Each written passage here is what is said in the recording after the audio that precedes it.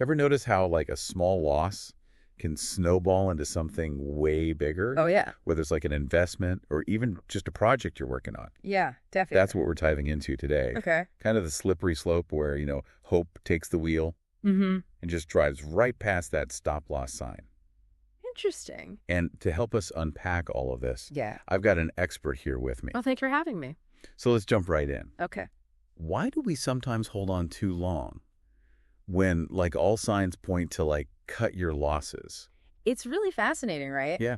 There's this study by Dalbar Inc., Okay. and they found over 20 years the average investor earned way less than market benchmarks. Oh, wow. And, a lot of that comes down to emotional decisions. Right. Like holding on to those losing positions for way too long. So it's not just about like the numbers. It's like our psychology is playing a role. Absolutely. So then what's going on there? Well, admitting a loss, Yeah. whether it's in the stock market or even just life, it means admitting we were wrong.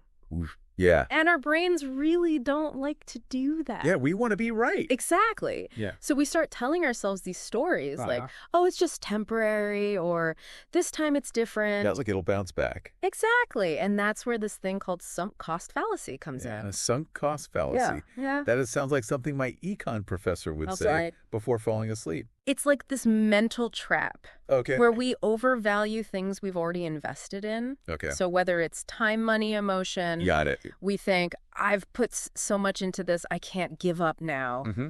Even when logic says, Cut your losses. exactly, cut your losses. Yeah. Yeah. So is it kind of like staying in a movie Yes. that you hate Yes. because you already paid for the ticket? Absolutely. Or, working on that project Oh, yeah. that's clearly not working, Been there. but you've already sunk like weeks into it. So yeah, the past investment clouds are judgment about the future. Totally. Yeah. Okay, so how does this tie back to like stop losses specifically? That's a great question. Because we're assuming our listener, understands kind of the basics. Right. But I think there's a deeper dive here. Absolutely. And it's not just about setting any stop loss. Mm-hmm. It's about like a personalized approach. Okay. So think about your risk tolerance. Okay. Are you comfortable with a 5% drop, a 10% drop, Yeah. or even more? More. And then, you got to factor in volatility.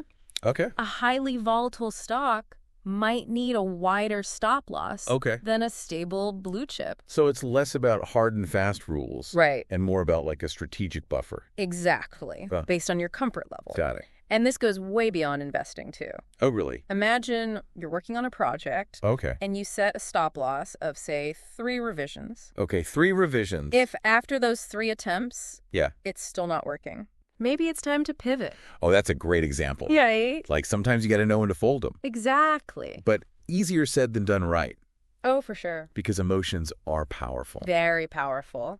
So what are some practical tips for sticking to these boundaries? It's all about objectivity. Okay. Regularly evaluate your investments, your projects. Yeah.